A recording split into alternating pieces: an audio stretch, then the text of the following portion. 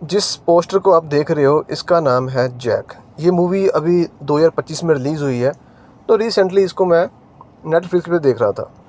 तो चलिए इसका क्या रिव्यू है आपके साथ शेयर करते हैं। तो जैक एक लड़का है जो बहुत ही सुलझा हुआ नहीं है, बिल्कुल भी नहीं है। अच्छा, बचपन में हर चीज़ में परफेक्ट है। ये इस मूवी में का जो दिखाया गया है वो है कि हर चीज़ में परफेक्ट है, लेकिन हर एक रूल इसका खुद का अपना होता है। कोई ट्रेनिंग नहीं करनी, किसी की सुननी नहीं है। जो लोग कहते हैं कि इसको ये रूल फॉलो करो, तो इसको ये नहीं करना, अपनी मर्ज़ी करनी है। तो हर चीज़ हर चीज़ में परफेक्ट होने के बाद भी ये लास्ट में हर चीज़ में रह जाता है। अच्छा, क्रिकेट खेलता है लेकिन रूल नहीं है, फुटबॉल खेलता है लेकिन रूल नहीं है, तो हर ट्रेनर इसको मना कर देता है ट्रेनिंग देने से।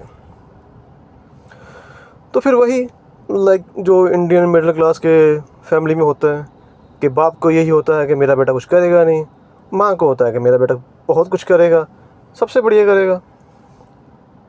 तो इसी दौरान इसकी जो माँ होती है एक टेरर अटैक में वो मर जाती है। फिर इसको रियलाइज़ होता है कि ये अपनी ज़िंदगी में जो करेगा वो सबसे बेहतरीन करेगा और सबसे बेस्ट करेगा। तो फिर उसके पीछे चल पड़ता है। इस चक्कर में ये हर काम सीखता है जो इसको लगता है कि उस जॉब में वो हर चीज़ आनी चाहिए। तो ये भाई साहब ट्रेनिंग की तो करते नहीं है, स्टडी भी इन्होंने वो तो की नहीं है।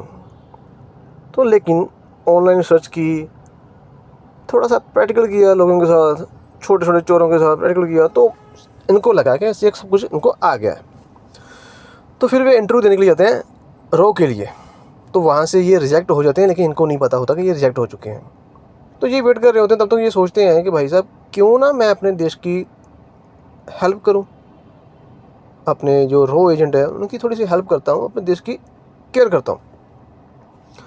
तो ये बिना ट्रेनिंग के, बिना जॉब के रो वाला काम करना शुरू कर देते हैं। तो लफड़े होते रहते हैं। स्मार्ट दिखाया है बंदे को, बहुत स्मार्ट है, लेकिन थोड़ा सा ओवर स्मार्ट भी है, तो गलतियां हो जाती हैं। और पता नहीं क्यों हर मूवी में हर हीरो के पीछे एक अनसक्सेस बनाने के लिए बंदे को, नॉट मूवी को नहीं, बंदे को मतलब ट्रबल में डालने के लिए एक लड़की होती है। तो इनकी लाइफ में भी एक लड़की आती है। उस लड़की के आने के बाद ये इनका थोड़ा सा बैकडाउन चलना शुरू हो जाता है, मुश्किल आने शुरू हो जाती हैं। तो यहाँ तक कि ये गलती से रो के बड़े एजेंट को पकड़ लेते हैं एक एज ए टेररिस्ट समझकर।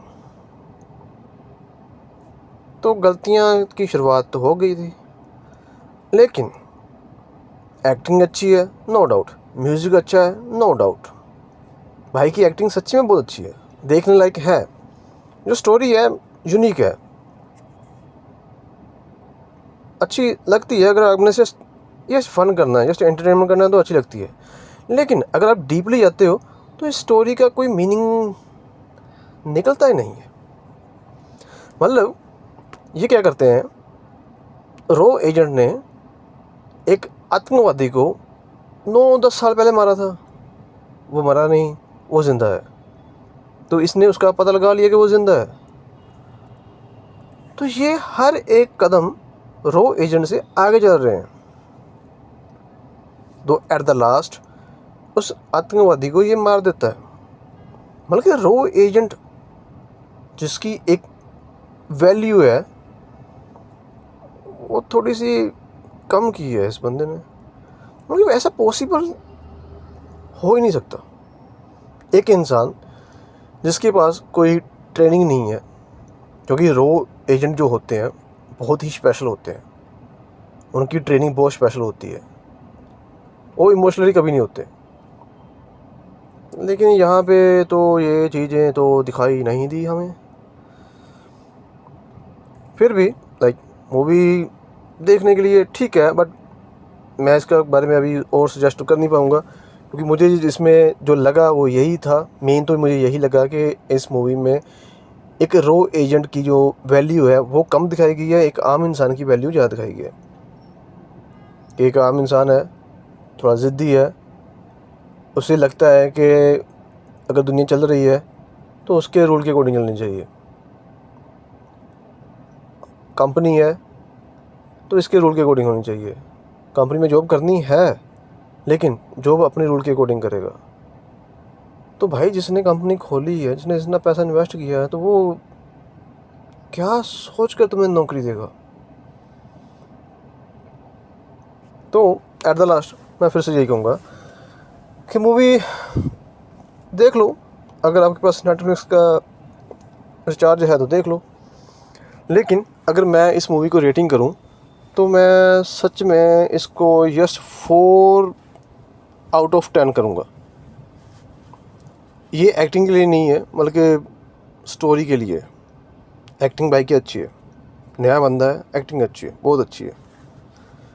तो यही था मेरा सजेशन। अगर आपने ये मूवी देखनी है तो तब देखना जब आपके पास टाइम फ्री है, जब आपको लगे कि चलो खैर टाइम वेस्ट तो करना ही है, तो इस पे कर लेते हैं। Thank you so much.